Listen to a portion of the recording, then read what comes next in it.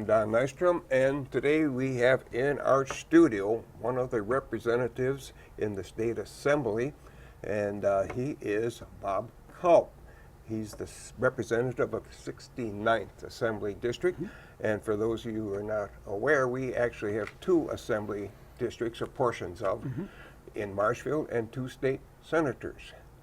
So for a town of 18,000, we have a lot of representation. You have a lot of representation, and that's always a good thing. And the 69th Assembly District covers 2/3 of Marshfield and then parts of Wood and Clark and Marathon counties.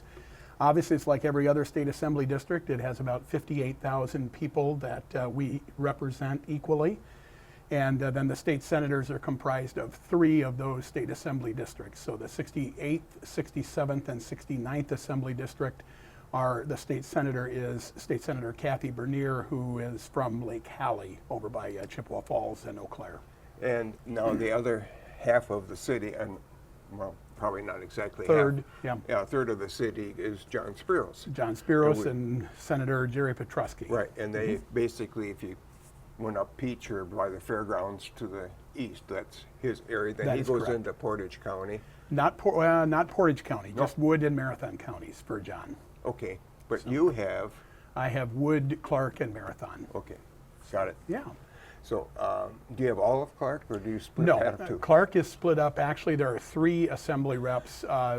Representative Jimmy Boy Edming represents 1 township in the north of Clark, and most of that is represented by a new representative of the 68th, Representative Jesse James, who just happens to be in Marshfield this morning for a suicide prevention task force that Representative Joan Ballwig from Markesan is chairing at the National Farm Medicine Center. So I just came from there, good. and today is a big news day in Marshfield. It is. Well, we'll catch the news tonight. Yeah. All right, well, how long have you been doing this?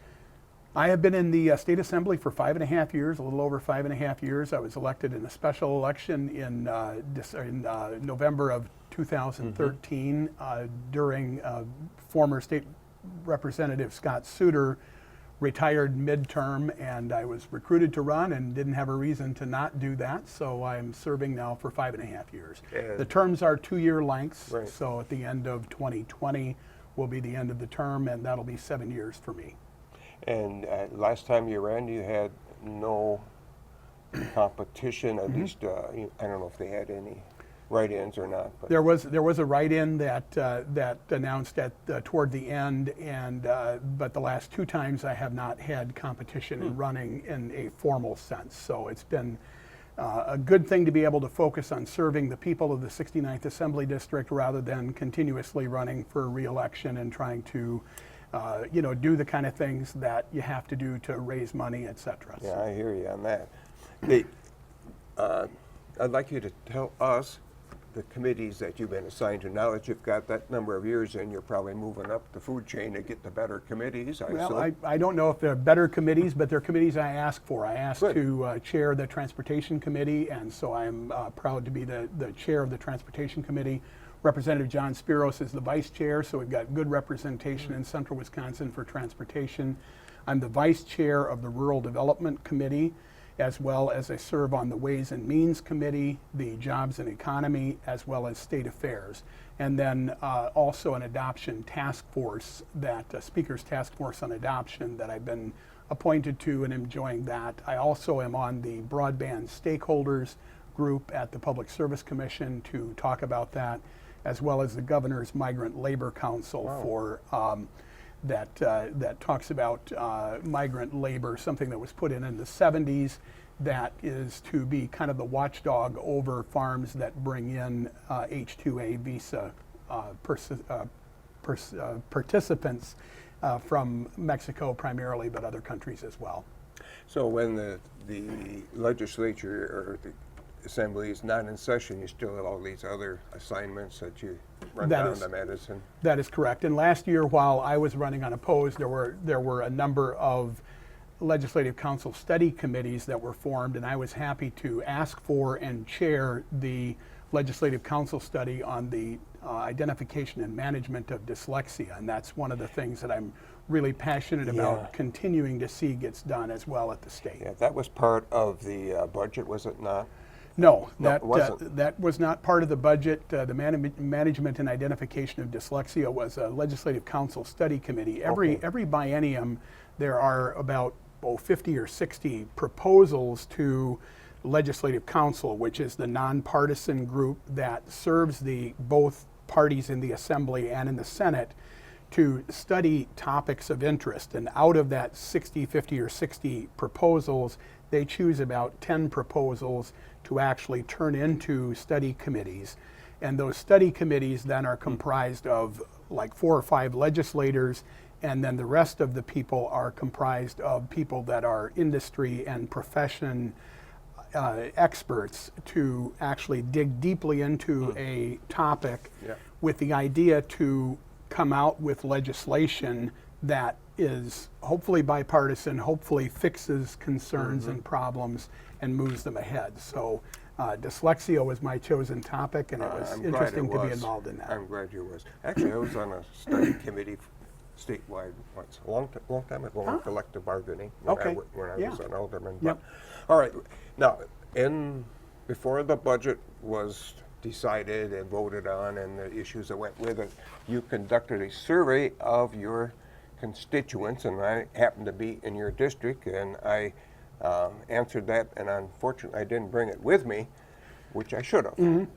But I did read through it this morning again, and perhaps you could just summarize some of the key findings of the survey and the questions that you were asked. I'd appreciate that if you would. Sure. Well, and as surveys go, you always get blowback from an editor that does a weekly paper in the 69th district said that this is a bogus survey. And of course, I had people on the far right call in and say that it was, you can't believe this stuff, can you? So the questions were actually GOP assembly-wide questions with an insertion that I made to talk about driver's licenses for otherwise undocumented people. And the reason I did that is because I did it 2 years ago, and I wanted to see the change and the difference in that. There was a But change. there was a slight change. There was about a 7% more no's than there was last time. It was 55% no, 45% yes, as to if we should allow otherwise undocumented people to have driver's licenses.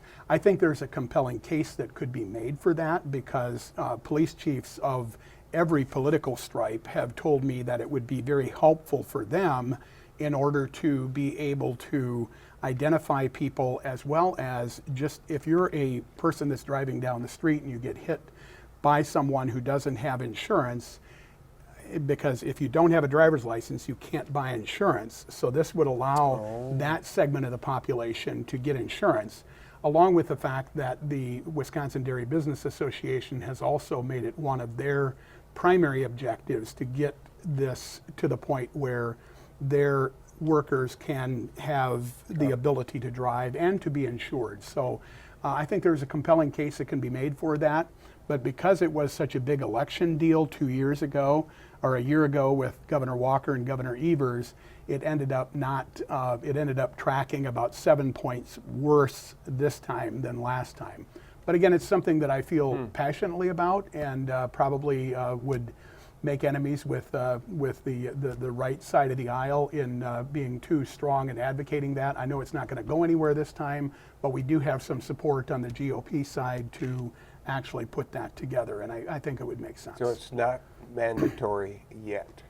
It's not allowable to have people that are otherwise undocumented, and I'm choosing those words carefully. I know that in the public dialogue, a lot of times they're called illegals. Right. But I like to affirm the personhood of a person first, so people that are otherwise undocumented.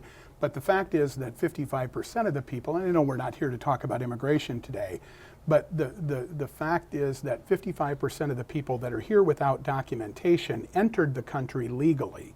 They didn't cross the border. 55% entered legally and overstayed their visas or did any number of other things that there are no real ramifications for.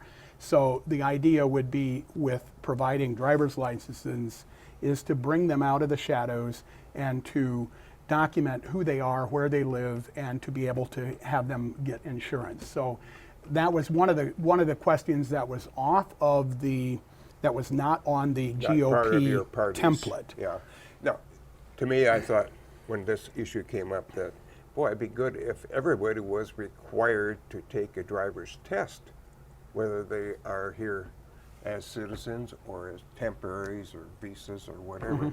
And because it makes me nervous to think that there are people who have maybe not passed the test to learn how to drive.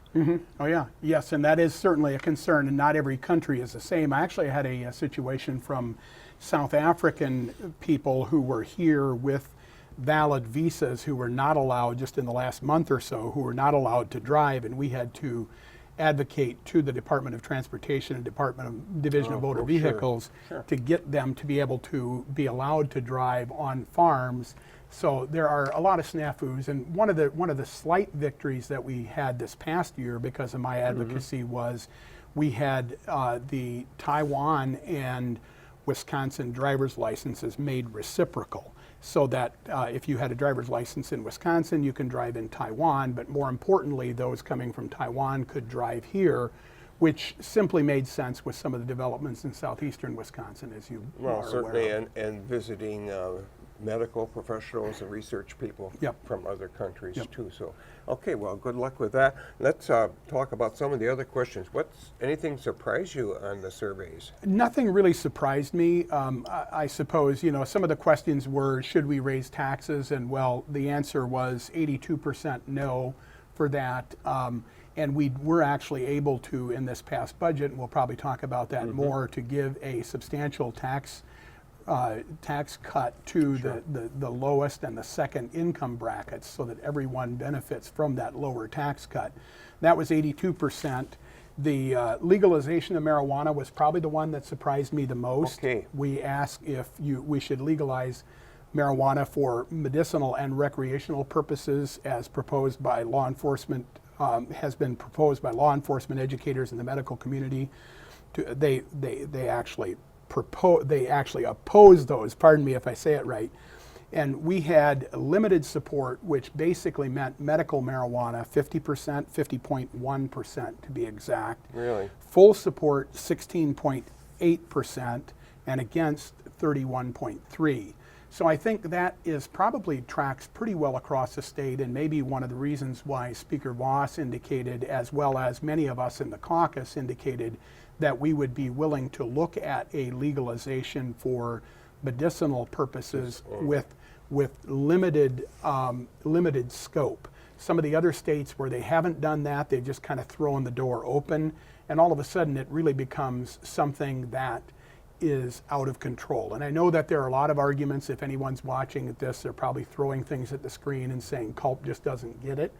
But the truth of it is, I think we do need to be careful. If we're introducing a new substance that has the ability to affect the brains, especially of very young people, but even of older people, that we need to be very careful about what we're doing here. And I have made the commitment myself that I would never vote for full recreational marijuana legalization. I think that is a very bad place to go. Some people say it's like alcohol. Well, two wrongs, and I don't want to say alcohol is wrong, but two things on one side don't necessarily make it healthy and beneficial to a society, and that's where I come in on that. The governor did propose in the budget, wasn't it? Yeah, and that's just a strange place to put an issue of that significance. Do you think that'll come to a statewide referendum at some point? It may, but I don't think it will in the next year or so. I can't imagine that. But yes, the budget is often a place where a lot of policy has gone.